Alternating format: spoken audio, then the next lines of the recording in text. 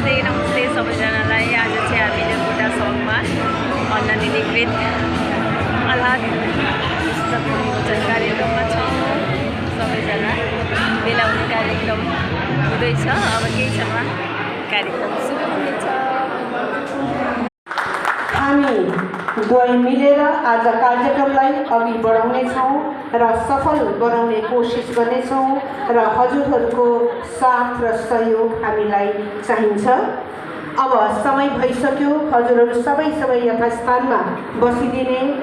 आजको दिन हजुरहरू क्षेत्रले भारतको सिलगढीमा बसेर जुन योगदान गर्नुभएको छ, यहाँ सुकराज दियालीहरू हुनुहुन्छ, थुप्रै कलाकार साथीहरू हुनुहुन्छ, लेखकहरू हुनुहुन्छ, भर्खरै विद्यावारिधि गरेर आउनुभएका हाम्रो आदरणीय सर पनि हुनुहुन्छ, कृष्ण सरहरू हुनुहुन्छ, सरस्वती बहिनी मेरी बहिनी माथि लेकमा कमानभित्र बगानभित्र छोपेर होमिस।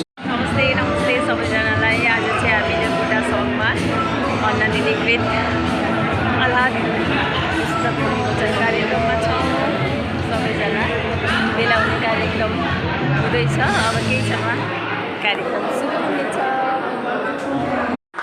हामी दुवै मिलेर आज कार्यक्रमलाई अघि बढाउनेछौँ र सफल बनाउने कोसिस गर्नेछौँ र हजुरहरूको साथ र सहयोग हामीलाई चाहिन्छ।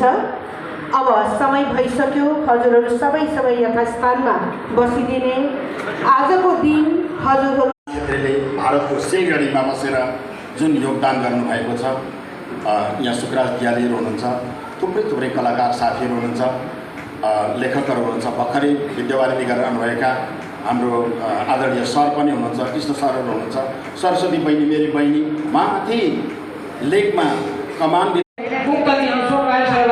सदाको निमित्त ज्ञानपुञ्ज पाठशाला नामकरण गरी सञ्चालन भइरहेको छ र उक्त पाठशालामा प्राध्यापक देवीचरण सेनाई, श्री प्रदीप प्रसादीजी, श्री हर्कबहादुर मानगाती गुरु रहेर पाठशाला नेपाली गरेर सिकाइरहनु भएको छ।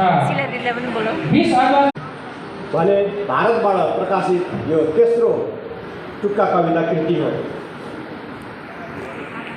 अब टुक्का कविता लेख्ने केही नियमहरू जानकारी गराउन चाहन्छु। टुक्का कविता 2 हरफमा मात्र अर्थपूर्ण। म 3 नम्बरसम्म गन्छु। हजुरहरू सबैले किताबलाई माथि उचालिदिनुहोला। 3, 2, 1, 0। जोरदार तालीले लोकार्पण भएको खुसियाली मनाइदिनुहोला।